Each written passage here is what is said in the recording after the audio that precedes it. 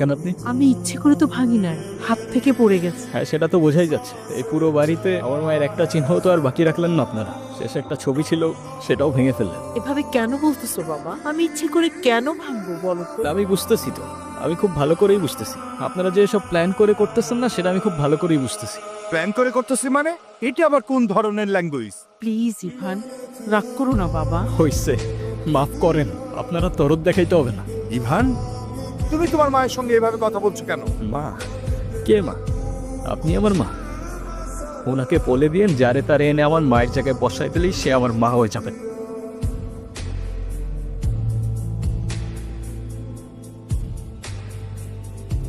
নাম কি? নূপুর। এভাবে একা রাস্তায় দাঁড়িয়ে আছেন কেন? কোনো সমস্যা? আচ্ছা, আপনি কোন দিকে যাচ্ছেন? জানি না। কেন? না, এমনি। আপনি কোথায় যাচ্ছেন? রূপগঞ্জে। আপনি চাইলে আমি আপনাকে ড্রপ করে দিতে পারি।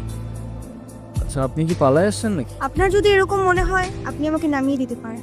আরে ধুর, কি যে বলেন না। ফাঁকা রাস্তা, একা একটা মেয়ে মানুষ, তার উপরে আবার বিয়ের সাজে। আপনাকে ধন্যবাদ বলে ছোট করব না। আপনি সত্যি আমার অনেক বড় উপকার করলেন। আচ্ছা, আপনি এখান থেকে তাহলে কোথায় যাবেন? আমার একটা ফ্রেন্ড আসবে, আপনি তাহলে যান। হ্যাঁ, ঠিক আছে, আল্লাহ হাফেজ। আপনি আবার এদিকে একা একা চলে আসছেন কেন?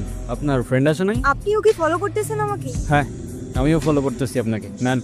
সরি, আসলে আমার একদমই খেয়াল ছিল না। আপনার গাড়িতে ফেলে আসছিলাম না? Yes ma'am. আর আমাকে ডাউট করার জন্য শুক্রিয়া।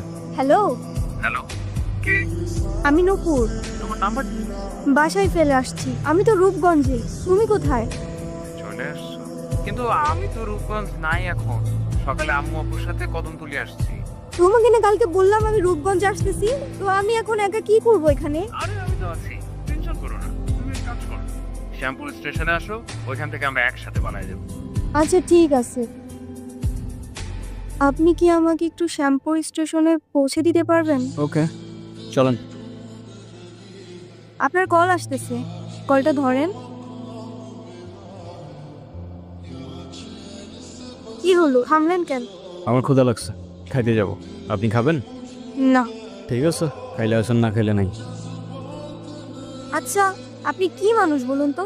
একটা মেয়ে না করলো আর সাথে সাথে তাকে রেখে চলে আসলেন? আপনি জানেন না মেয়েরা একটু লাজুক প্রকৃতির হয়? আপনি তো আরো 2-3 বার জিজ্ঞেস করতে পারতেন, তাই না? আপনার ভাগ্যটাও ভালো, আমি আপনাকে 2বার জিজ্ঞাসা করছি।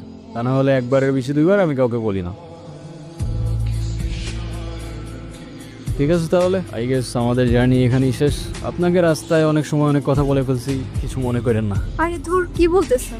আমিই তো উল্টা আপনার ঝামেলা বাড়ানো। আরে প্যারা নেই। আচ্ছা, আপনার বয়ফ্রেন্ড কই? আসছে হয়তো। আচ্ছা, আপনার ফোনটা একটু দেন তো। শিওর। কি হয়েছে, তুমি কল ধরতেছো না কেন?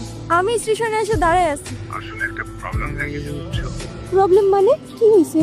আসলে দেখো, পাশে সব জানাইছি। আম্মু বলতেছে যে এই মেয়ের বাপ মায়ের পরিচয় দেয় নাই, সেই মেয়ের আমি করে তুলতে পারবো না। তুমি রাগ করো না, আমরা আসলে কিছু করার না। আমি অন্য বেলে কথার বাইরে যাই দেবা। এই শহরের মানুষগুলোর জন্য কান্না করে লাভ নাই। মুখটা ধুয়ে ফেলেন, আর পারলে সাথে নিজের কষ্টগুলোও মুছে ফেলেন। আচ্ছা, আমার সাথে বারবার কেন এমন করে বলতে পারেন? আচ্ছা, কি হয়েছে বলেন তো? সে যেহেতু আসে নাই, আপনি বাসায় ফিরে যান। না, আমি আর ওই বাসায় ফিরতে পারবো না, আর কখনো ফিরতে চাইও না। ফিরতে চান না মানে? ঠিক বুঝতে পারলাম না। মা বাবা হারানোর পর আমি আমার মামা বাড়িতেই বড় হই। কিরে, এত দেরি হলো যে? যাই হোক, বেতন দিছে না? মামা দিছে। তো খারাপ আছিস কে? টাকাটা দে। 500 টাকা তো কাছে রাখ। আর তোর মামি আসলি কোষ? আমি হাটে গেছি। হ্যাঁ, মামার একটা বদ অভ্যাস। মামা জুয়ায় আসক্ত। 3 বেলা না খেয়ে থাকলেও তার জুয়া ছাড়া এক মুহূর্ত চলতো না। আর তার জুয়ার সঙ্গী ছিল জাহাঙ্গীর। সামনে খেললে তো বাড়িঘর বন্ধ রাখতে হইব। এর থেকে তোমার আমি যেটা কইছি সেটা তোমার লেগে ভালো। টাকা পয়সা কোনো সমস্যা না, টাকা পয়সা সব আমি তোমার ম্যানেজ করে দেবো, তুমি যদি রাজি থাকো। আচ্ছা ঠিক আছে, দেহম নে, দে টাকা দে। জাহাঙ্গীর নিজের স্বার্থ উদ্ধারের জন্য সবকিছু করতে পারে। সুযোগ বুঝে আমাদের বাড়িতেও চলে আসে একদিন। মেলা কেনাকাটা করছো তো, গঞ্জে গেছিলে নাকি? হ্যাঁ মামা, গঞ্জে গেছি। নিজের মানুষের লেগে লয়ে এসি। তাই নাকি? মামা, এই জিনিসটা আপনার জন্য। এইটাও আনছো নাকি? দাও দাও দাও। উপরে যখন কিছু গঞ্জের থেকে কেনাকাটা করছিলাম, আমার একটু করে দিতে পার না? তাই নাকি? রেখা, আজকে জাহাঙ্গীরের লগে ওর বিয়া দিন। কি কন?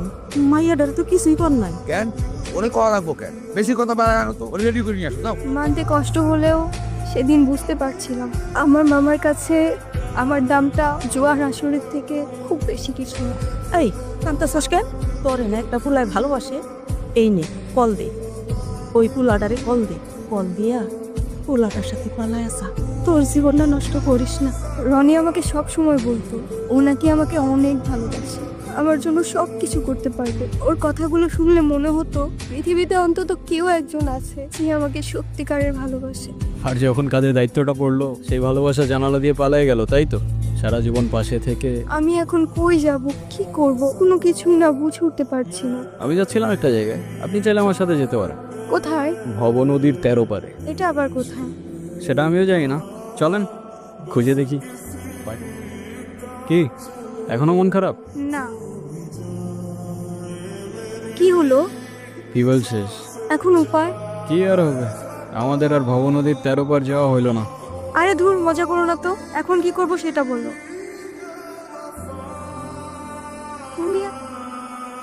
মোস্তফা কি? আমার বাবা। এতক্ষণ ধরে তোমাকে কল দিচ্ছে, টেনশন করছে অবশ্যই। এমনি এমনি তো আর না, কলটা ধরো।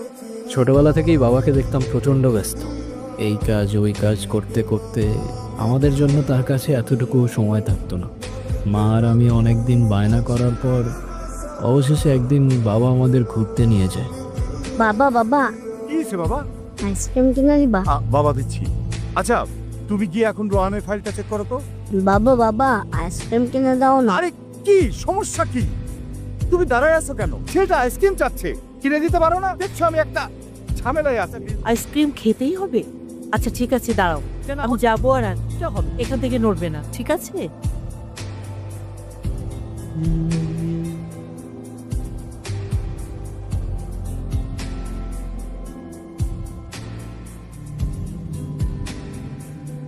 আজও যখন দিনটার কথা ভাবি মনে হয় বাবার দেওয়া সেই সময়টা হয়তো বাবা কষ্ট করে না দিলেও পারে। সেদিন আমিও মায়ের সাথে রাস্তার ওপাশে গেলে হয়তো মা আর আমি আজও একসাথেই থাকতাম। মা যাওয়ার পর থেকে বাবা আর আমার দূরত্বটাও বাড়তে থাকে, আর শুরুটা হয় বাবার সেকেন্ড বিয়েটা দিয়ে, যেটা আমি কোনোদিনই অ্যাকসেপ্ট করতে পারি। আচ্ছা, তোমার ফোনটা একটু দিবা? মামিকে ফোন করে জানাই আমি ঠিকঠাক আছি। হ্যাঁ